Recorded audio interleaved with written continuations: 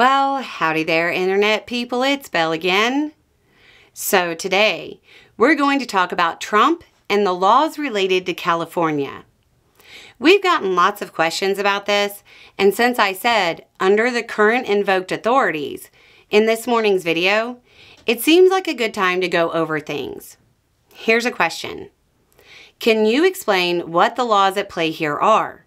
I don't understand how posse comitatus allows the National Guard or the Marines to do this. Did Trump invoke the Insurrection Act? Let me start by saying I'm not an attorney, but I've been briefed on this before, and we've gotten a little outside advice on this one as a refresher. Okay, so first, what's the Posse Comitatus Act? It's a law from the late 1800s that generally prohibits the use of the military in civilian law enforcement functions. But there are a few exceptions. That's the baseline law. Everything else we're going to talk about is a deviation from that norm. Did Trump invoke the Insurrection Act? No, not at time of recording. He used a different authority. We'll come back to the Insurrection Act after we explain what's currently being used. Trump cited Title 10, Section 12406. That allows the National Guard to be federalized if the U.S. is invaded or there's an imminent rebellion, or the president can't execute the laws of the U.S.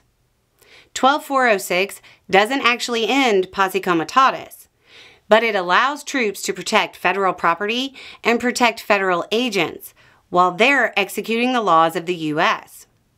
So the current understanding of the law kind of boils down to that idea that the National Guard can't arrest someone, but they can stand by a federal agent while the federal agent arrests someone and intervene to protect the agent if they come under attack. California is suing to end this authorization, saying that the rebellion, invasion, and so on was not occurring. Therefore, the deployment is unlawful.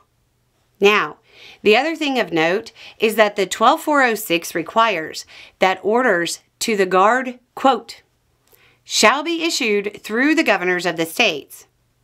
In this case, the orders weren't coming from the governor, and shall is generally read as must legally.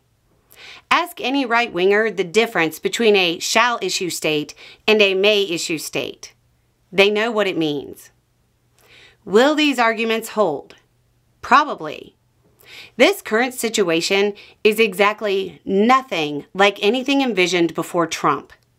But, and it's a big one, there's no legal precedent really.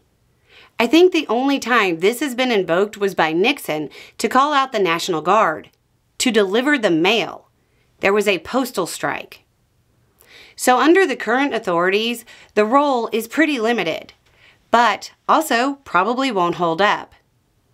On to the Insurrection Act. If Trump invokes this, it allows troops to participate in civilian law enforcement.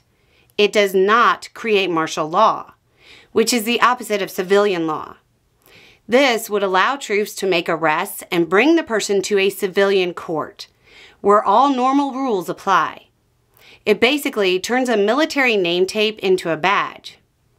People keep saying there's no precedent for that. There's precedent. What they mean is that there's no precedent for something this petty. The last time it was invoked was at the request of California's governor during the '92 riots, when the National Guard in Arkansas was used by the governor to try to stop desegregation.